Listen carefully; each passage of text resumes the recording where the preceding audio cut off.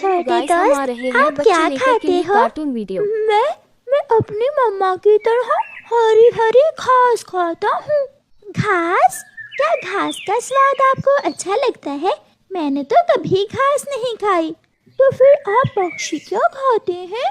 हम दाना खाते हैं। मैं अपनी मम्मा की तरह दाना खाती हूँ। इसका मतलब जो चीज़ हमारी माँ खाती है, हम बच्चे भी वही चीज़ें खाते हैं। अच्छा दोस्त, कल मिलेंगे। अब मैं जाती हूँ। गुड़िया अपने नए दोस्त मेमने से मिलने के बाद अपने घर चली जाती है। मम्मा, मम्मा पता है, आज मेरी दोस्ती मेरी तरह के एक छोटे से बकरी के बच्चे से हुई है। बकरी का बच्चा, उसका घर कहाँ है? वो कहाँ रहता है? मम्मा, हमारे घर के पास पीपल के पेड़ के नीचे रहता है वो मेरा दोस्त और उसकी मम्मा। दूसरे दिन माँ बकरी और उसका बेटा छोटा मेमना घास खाते खाते दूर निकल जाते हैं। नदी के ऊपर एक पुराना ब्रिज था। जब वो माँ बेटा उस ब्रिज से गुजरने लगते हैं तो वो ब्रिज टूट जाता है और वो दोनों माँ बेटा बहती हुई नदी में गिर जाते हैं। मेरे बच्चे, घबराना नहीं, मैं हूँ, मैं बचा लूंगी अपने बेटे को। दोनों माँ बेटा तेजी से नदी में बहते चले जा रहे थे। माँ बकरी किसी भी तरह अपने बेटे को किनारे तक ले आती है और उसे नदी से बाहर निकाल देती है, मगर खुद नदी की तेज लहरों में बह जाती है। छोटा बच्चा अपनी माँ को खुद से जुदा होते हुए देख रहा था। मम्मा, मम्मा, मेरी मम्मा, कोई मेरी मम्मा को बचा ले। मगर देखते ही देखते माँ बेटे का खुशियों भरा जीवन दुखों से भर जाता है। रोता हुआ मेमना अपनी माँ के बिना ही वापस चला जाता है। दोस्त, क्या हुआ? तुम क्यों रो रहे हो? मेरी मम्मा नदी के तेज पानी में बह गई। मेरी मम्मा उससे बिछड़ गई है। बहुत बुरा हुआ, ये तो बहुत बुरा हुआ। मम्मा कहती है इस नदी में गिरने वाला कभी नहीं बचता। छोटे दोस्त, आप चुप कर जाएं। हम कल आपकी मम्मा को ढूंढने जाएंगे। गुड़िया अपने घर वापस चली जाती है। बहते बहते माँ बकरी जंगल की दूसरी दिशा में पहुंच जाती है और एक टूटे हुए पेड़ में फंस जाती है। किसी भी तरह माँ बकरी खुद को बचा लेती है और वो नदी से बाहर निकल आती है। रोती हुई माँ बकरी इधर उधर देखती है। ये जंगल उसके लिए नया था। कालू, देखो देखो, वो बकरी रो रही है। लगता है दूसरे जंगल से आई है। अगर हम उस बकरी को अपने घर ले जाएं, तो हमें मुफ्त में दूध पीने को मिलेगा। हाँ कालू, तेरी बात तो ठीक है। दोनों कौवे बकरी के पास जाते हैं। बकरी बकरी, तू रो क्यों रही है? क्या हुआ है? हम माँ बेटा नदी में गिर गए थे और मैं अपने बेटे से बिछड़ गई हूँ।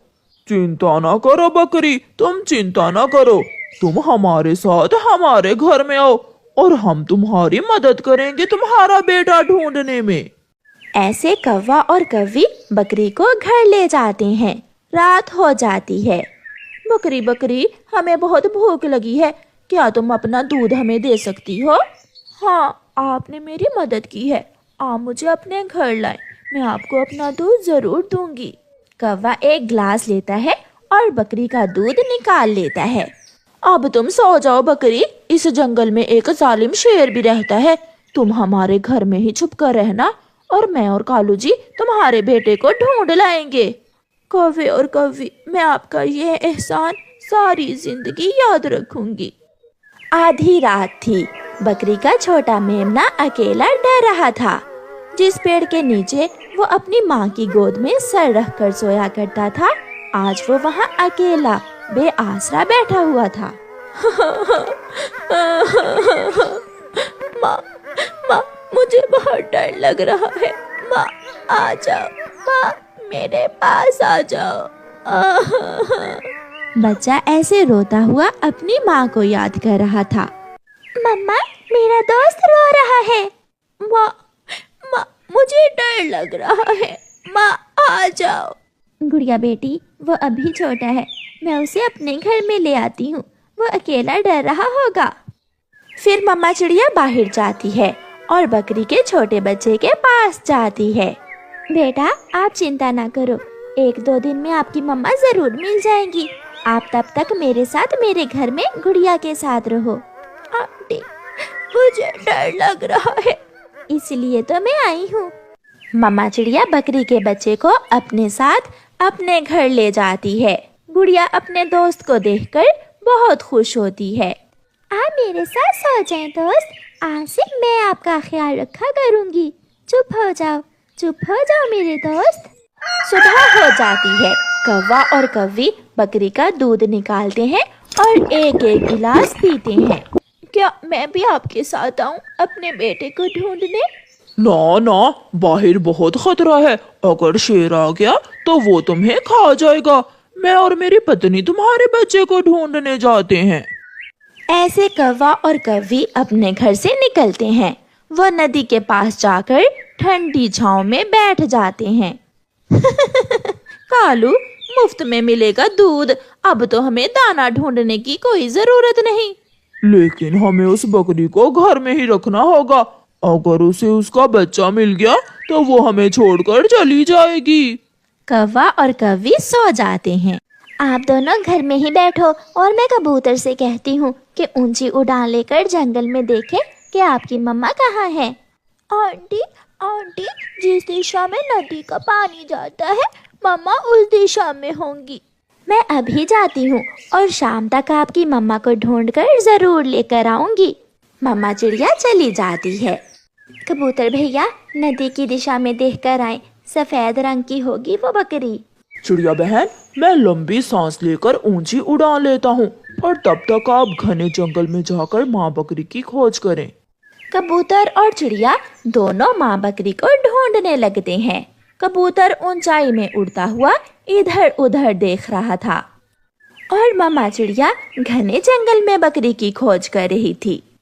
कबूतर और मामा चिड़िया शाम तक खोज करते हैं, मगर शाम होने पर दोनों नाकाम वापस लौटते हैं।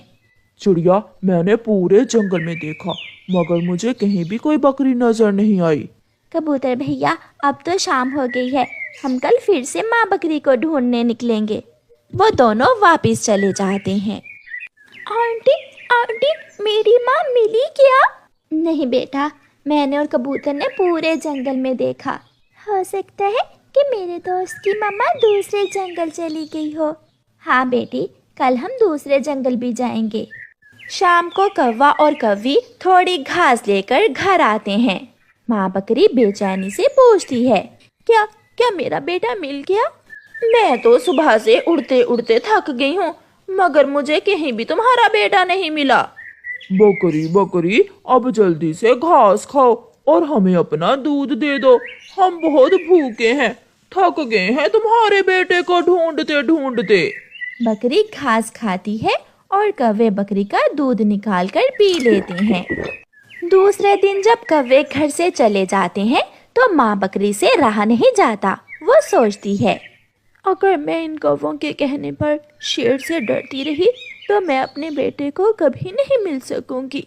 मुझे जाना होगा, मुझे अपने बेटे की खोज में खुद ही जाना होगा। माँ बकरी बाहर निकलती है और घने जंगल की तरफ भागती है। वो डर रही थी, मगर उसे किसी भी तरह अपने बच्चे के पास जाना था। ऊपर आसमान में उड़ते हुए चिड़िया और कबूतर माँ बकरी को देख लेते हैं। वो रही माँ बकरी। वो दोनों माँ बकरी के पास आते हैं। हम आपको कल से ढूंढ रहे हैं। मेरा बेटा तो ठीक है ना? आपका बेटा मेरे घर में है, वो आपकी राह देख रहा है। ये सुनकर माँ बकरी खुश हो जाती है। वो सब वापस चले जाते हैं। माँ बकरी अपने बेटे से मिलकर बहुत खुश होती है और दोनों माँ बेटा चिड़िया और कबूतर को धन्यवाद बोलकर हरी हरी घास खाने निकल जाते हैं। प्यारे दोस्तों, इस कहानी को लाइक, अपने दोस्तों के साथ शेयर और चैनल को सब्सक्राइब करना बिल्कुल मत भूलना। आपका धन्यवाद। दूर किसी जंगल में रहता था एक कालू कौवा। उसकी पत्नी का नाम था गोरी और उनका एक बेटा भी था जिसका नाम जग्गू कौवा था। कौवों की अपनी जिंदगी तो चोरियां करते गुजर गई थी और अब वो दोनों पति पत्नी अपने बेटे को चोरियां करने की ट्रेनिंग दे रहे थे। शाबाश बेटा, आज तुम पहले दिन अकेले कोई चोरी करने जा रहे हो। कुछ जरूरी बातें अपने पापा से सीख लो। सबसे पहले जहाँ से माल चोरी करना हो वहाँ से थोड़ी दूर बैठकर इधर उधर अच्छे से देख लेना। पापा मुझे जाने दें, मैं आपसे बड़ा चोर बनूंगा, मुझे सब पता है। सुनो तो बेटा, और जब चोरी कर लो तो पीछे देखे बिना भागना है। और मम्मा अगर कोई देख ले तो फिर? इसीलिए तो पीछे मुड़कर नहीं देखना। फिर कव्वे और कव्वी का बेटा पहले दिन चोरी करने जाता है। वो जंगल में उड़ान लेता है और उसकी नजर तोते के घोंसले में जाती है, जहाँ उसे मीठा और पका हुआ अमरूद दिखाई देता है। वो घोंसले से थोड़ा दूर बैठ जाता है और इधर उधर देखता है। लगता है यहाँ कोई भी नहीं है, मौका अच्छा है। और फिर वो सीधा तोते के घोंसले में जाता है। जग्गू कौवा तोते का अमरूद उठाकर भागने ही वाला था कि वहाँ तोता भी आ जाता है। ठहरो जरा, रुको, मैं देखता हूँ तुम कौन हो, चोर कहीं के। परंतु जग्गू वो अमरूद उठाकर भाग जाता है और तोता भी उसका पीछा करता है। फिर क्या था, जग्गू कौवा आगे आगे और तोता उसके पीछे पीछे। जग्गू जवान था, इसलिए तोता उसे पकड़ नहीं पाता और थक कर एक पेड़ पर बैठ जाता है। कमबख्त, मेरी आंखों के सामने ही मेरा अमरूद चुरा कर ले गया और मैं पकड़ न सका चोर को। फिर वहाँ चिड़िया आ जाती है। अरे तोते भैया, आपकी सांस क्यों फूली हुई है, सब ठीक तो है ना? वो अमरूद मैं बहुत मुश्किल से लाया था, परंतु चोर लेके भाग गया। बहुत पीछा किया परंतु पकड़ ना सका मैं उसे। चोर पक्षी का रंग कैसा था तोते भैया? काला, उसका रंग काला था। मुझे तो वो कालू कौवा ही लग रहा था। परंतु मैं अभी अभी कौवे के घर के पास ही आई हूँ। कालू कौवा और उसकी पत्नी तो अपने घर में सो रहे थे और उनका बेटा जग्गू तो अभी छोटा है। तो फिर कोई और होगा। अगर एक बार मेरे पंखों में लग जाए तो छोड़ूंगा नहीं ऐसे चोर को। मम्मा तोता मेरे पीछे भागा और मैंने आपका ट्रिक यूज किया। मैं भागता रहा और वो मेरे पीछे पीछे और वो थक गया। ऐसा ही करते हैं, अगर ऐसे चोरी करोगे तो तुम हमेशा बच निकलोगे। ये अमरूद तो बहुत स्वादिष्ट लग रहा है। जग्गू चलो इसे खाते हैं। एक बार मैं जाकर कौवे के घर देखकर तो आऊं, क्या पता मेरा अमरूद मिल जाए। ऐसा सोचते हुए तोता कौवे के घर की तरफ आता है। क्या बात है बड़ी नाक वाले तोते, कैसे आए हो? आज मेरे घर में चोरी हो गई, एक चोर मेरा अमरूद चुरा ले गया है। तो फिर हम क्या करें? वहाँ तोते का अमरूद तो था नहीं, क्योंकि अमरूद तो कौवों ने खा लिया था, इसलिए तोता डर जाता है। मैं तो आपको बताने आया था कि आप भी अपने घोंसले का ध्यान रखना। कोई काले रंग का चोर फिर रहा है जंगल में। भागो यहाँ से, बड़ा आया काला रंग बताने वाला, हरे रंग का नहीं हो सकता वो चोर। तोता कौवों से डरते वहाँ से चला जाता है। जंगल में रात भी हो जाती है। जग्गू कौवे के मम्मा और पापा सो जाते हैं। आज रात कोई बड़ी चोरी करके क्यों ना मम्मा पापा को सरप्राइज दूं। मैं आज रात चिड़िया के घर जाता हूँ और उसका सारा भोजन उठा लाता हूँ जो उसने बारिशों के लिए जमा कर रखा है। ऐसा सोचते हुए जग्गू कौवा अपने घर से निकलता है। वो खिड़की में से चिड़िया के घर में देखता है तो मम्मा की पक्की दुश्मन चिड़िया आंटी सो रही है। मैं आज चिड़िया आंटी का सारा ही भोजन चुरा लूंगा। फिर जग्गू चिड़िया के घर में जाता है। वो चिड़िया का सारा ही भोजन उठाकर एक साथ रखता है और उसे बांधकर वहाँ से भाग जाता है। सुबह हो जाती है और चिड़िया की जब आंख खुलती है तो अपने घर में भोजन ना देख वो रोने लग जाती है। मेरा भोजन कोई चोर मेरा सारा ही भोजन चुरा ले गया। जालम ने एक दाना भी नहीं छोड़ा। कितनी मुश्किल से वो भोजन मैंने बारिशों के लिए जमा कर रखा था। मैं जाकर कबूतर भैया को बताती हूँ। अरे भोजन कहाँ से आ गया हमारे घर में? गोरी, कहीं तुमने तो नहीं चुराया किसी का? इतना भोजन कहाँ से आ सकता है? जग्गू कौवा जो रात जागता रहा था अभी तक सोया हुआ था। जग्गू उठो उठो जग्गू। जग्गू कौवा भी उठ जाता है। जग्गू, ये इतना भोजन कहाँ से आया? मम्मा मम्मा, जब रात आप सोए थे तो मैं चिड़िया आंटी के घर से चुरा कर लाया था।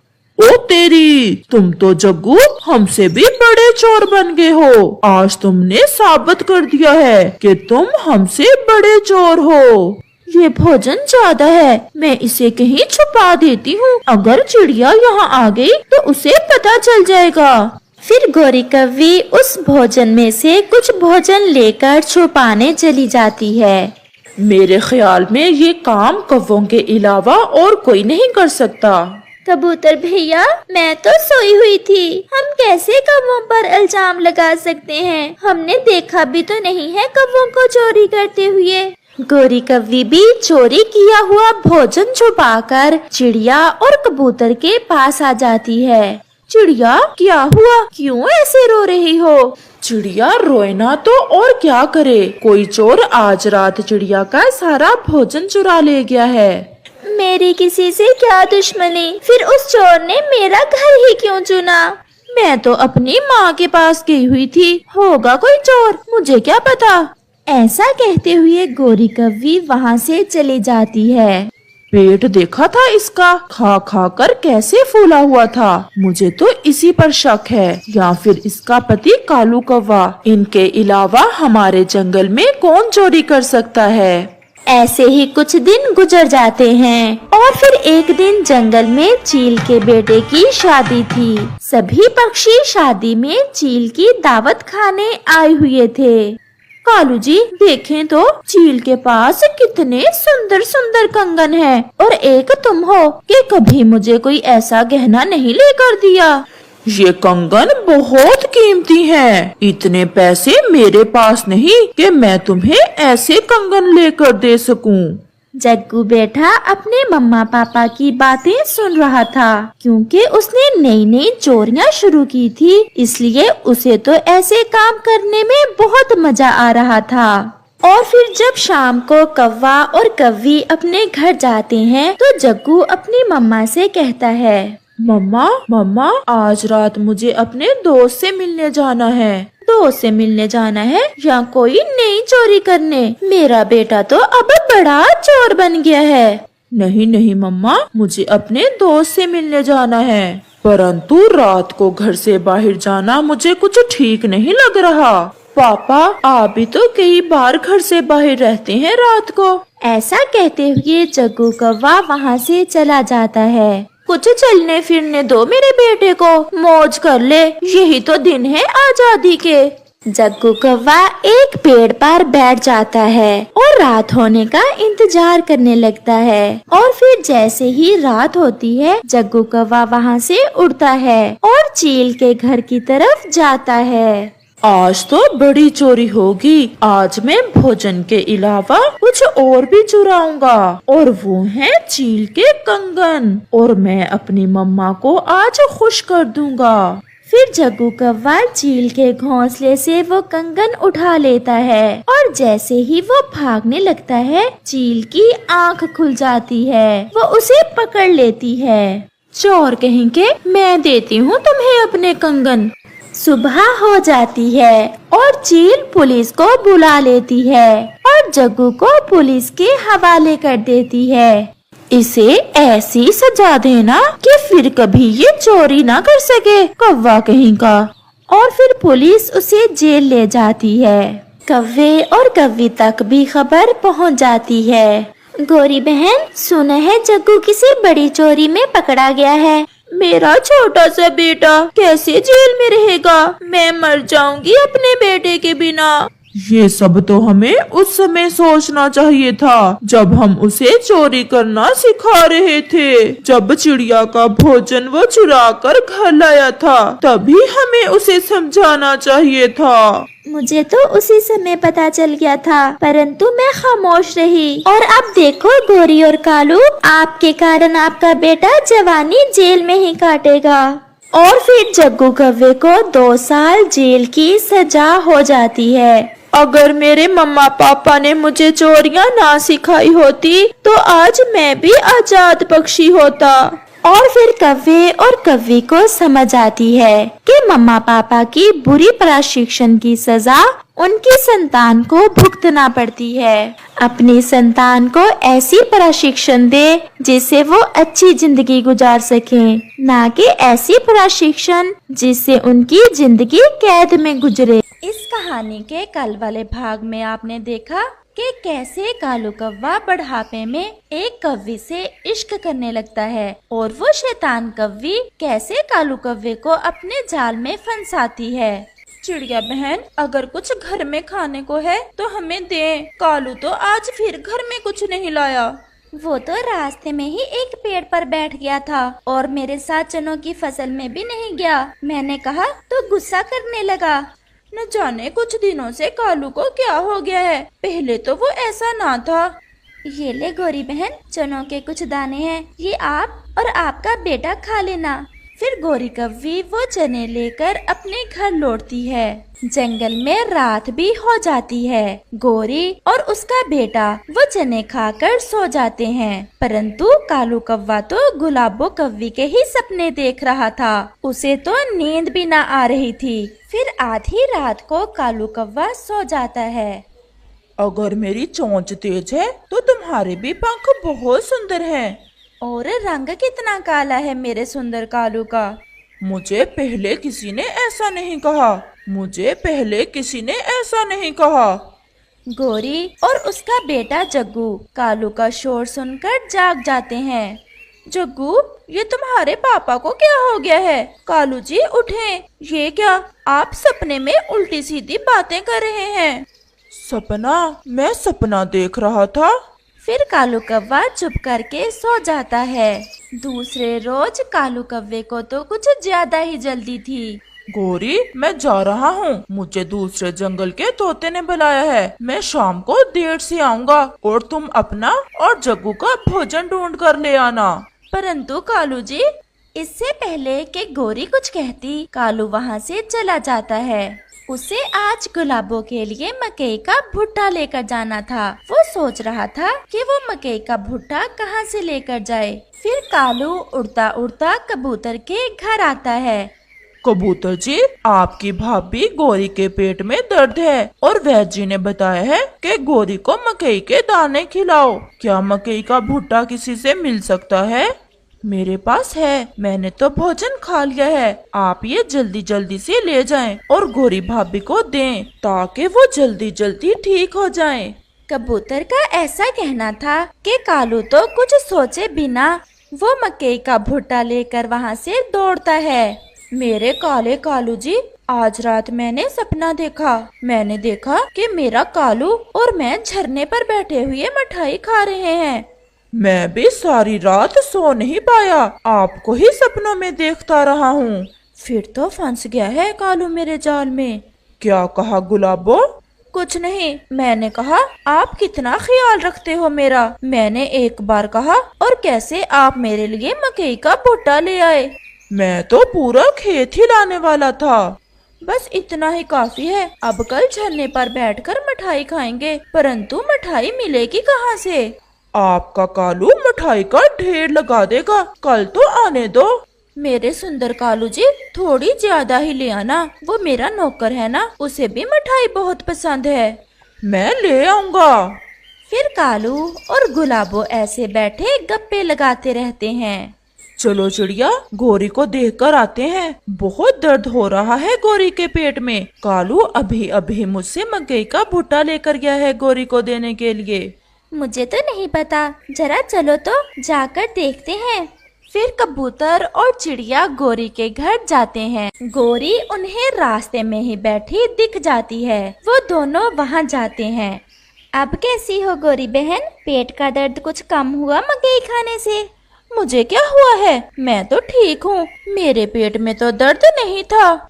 ये सुनकर कबूतर और चिड़िया तो हैरान हो जाते हैं। फिर कालू ने झूठ क्यों बोला? क्या कह रहा था कालू? वो तो सुबह से तोते से मिलने दूसरे जंगल गया हुआ है। वो कबूतर से मकई का भुट्टा लेकर आया था तुम्हारा नाम लेकर, और कह रहा था कि गोरी के पेट में शदीद दर्द है। ये सुनकर गोरी तो सोच में पड़ जाती है। घर तो वो भोजन लेकर आता नहीं, फिर ये भोजन लेकर जाता कहाँ है? कबूतर और चिड़िया, मुझे तो कोई चक्कर लग रहा है। अगर ऐसा कुछ है तो गोरी बहन, कल हम सारा दिन नजर रखेंगे कालू पर और देखेंगे कि कालू रोज तरह तरह के भोजन लेकर कहाँ जाता है। फिर वो सब वहाँ से चले जाते हैं। अब शाम होने वाली है, अब आप जाएं, कहीं आपकी पत्नी को शक न हो जाए।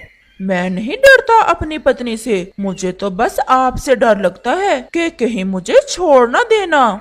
अभी तो शुरुआत है हमारे प्यार की, आगे आगे देखना कालू जी, मेरे गहरे काले कालू जी, कितना मजा आएगा जब हम मेरी माँ वाले जंगल जाएंगे। वहाँ जाकर दरिया पर ठंडे ठंडे पानी से नहाएंगे। फिर शादी कर ले हम, मुझसे अब तुमसे दूर नहीं रहा जाता, सारी रात नींद नहीं आती। इतनी भी क्या जल्दी है? मैं भगा दूं अपनी पहली पत्नी को, अगर आप कहें तो। ना ना, अभी ऐसा ना करना, अभी 2-4 दिन रुक जाओ, फिर मैं बताऊंगी तुम्हें जब उसे भगाना होगा। अच्छा, कल झरने पर बैठकर मिठाइयाँ खाएंगे और अपने प्यार को मीठा करेंगे। फिर तो मैं इतनी मिठाई ले आऊंगा, मेरी गुलाबों का जी भर जाएगा मिठाई से। ये तो कल ही देखेंगे। फिर कालू वहाँ से चला जाता है। गुलाबों का पति भी पीछे छुपा हुआ था, वो भी कालू को जाते देख आ जाता है। ज्यादा हंस हंस कर बातें ना किया करो उस बुढ़े कौवे से। वो बुढ़ा कल मिठाइयाँ लाएगा मेरे लिए और मेरे नौकर के लिए भी। मिठाइयाँ खाने के लिए ही तो उस बुढ़े कौवे को उल्लू बनाया हुआ है हमने। अब 2-4 दिन में अगले शिकार पर निकल जाएंगे हम। ऐसा बुढ़ा पागल कहीं और से नहीं मिलेगा। अभी कुछ दिन और इसे उल्लू बनाते हैं, फिर चुपचाप यहाँ से अगले जंगल निकल जाएंगे। रात को कालू लेटा हुआ था, वो तो अपने परिवार से पूरी तरह बेखबर था, वो तो पागल हो चुका था। कालू जी, कितने दिन हो गए, अपने बेटे से भी प्यार नहीं किया आपने, क्या कोई परेशानी है? मुझे तंग ना करो, पहले ही मेरे सर में दर्द है। कबूतर से मकई का भुट्टा किसके लिए मांग कर ले गए थे? तेरी माँ के लिए। चुप करती हो या लगाऊं एक? मैं तो चुप ही हूँ, परंतु मैं भी एक मम्मा कवि हूँ, मुझे सब पता है कि तुम इतने बहके बहके से क्यों रहते हो। कौन है वो? अगर इस घोंसले में कुछ दिन गुजारने हैं तो चुपचाप सो जाओ। गोरी कव्वी चुप कर जाती है और सो जाती है। जैसे ही सुबह होती है, कालू कौवा उठता है और कुछ बोले बिना घर से निकलता है। गोरी भी कालू के पीछे ही उड़ती है। कबूतर और चिड़िया भी गोरी के इंतजार में ही थे, वो भी गोरी के साथ कालू के पीछे जाते हैं।